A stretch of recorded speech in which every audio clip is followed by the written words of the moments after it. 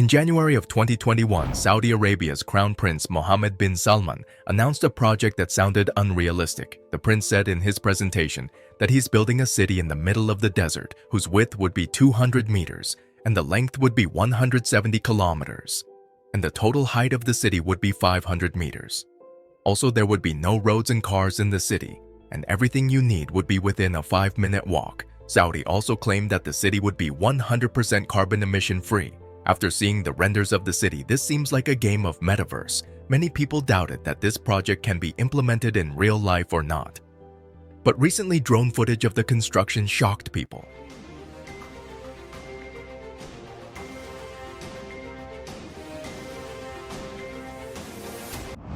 So let's discuss the city's model and why Saudi Arabia is spending over $500 billion on this project, and how other Arab countries are working on similar projects, and what is Neom and the line, and whether it is really practical. In this project, a city is being built in Saudi's Arabia Tabuk province, which will look like a line. It will be very different from normal cities, which is designed to have no cars or streets, and it will built in a straight line.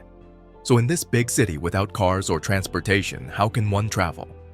Saudi has decided to build 3 layers in this city. The first one will be the pedestrian layer, where people can walk, cycle, and for greenery, many trees will be planted. The second layer will be the service layer, which will have grocery shops, malls, offices, and other basic services.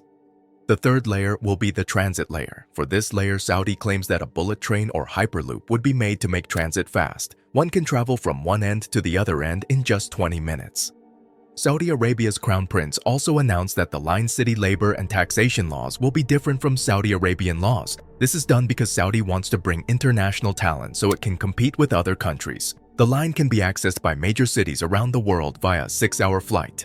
The renders and rumors of the plan seem very exciting to see, but the real question is why a country like Saudi Arabia spending a fortune to build this city. Saudi's economy is 90% dependent on petroleum products, and Saudi Arabia is the second largest oil producer after the United States. Before 1938, Saudi's economy was dependent on religious tourism, but after the discovery of oil in 1938, they started producing oil and then became oil dependent. But big economies like the US, India, and China have claimed that by 2050 they will make themselves net carbon emission-free countries, that is, cars and such vehicles in those countries which are run on fuel or petroleum products will be banned, and due to this, the demand for Saudi petroleum products will reduce significantly, due to which Saudi Arabia may go through an economic crisis. And now there are many countries which have entered the oil refinery industry, like the US itself is producing the most oil today. So seeing all these things, the Crown Prince of Saudi, this city has been introduced so that Saudi's economy dependence is not only on petroleum products.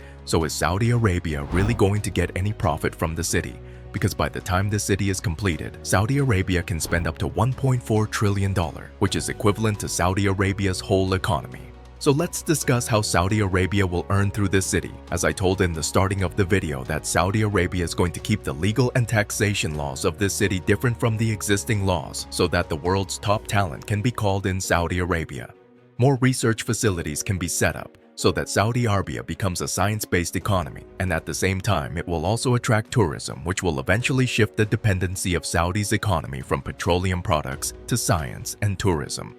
And Saudi has claimed that the city will be open for civilians by 2025, and their target is to have 1 million people in this city by 2030.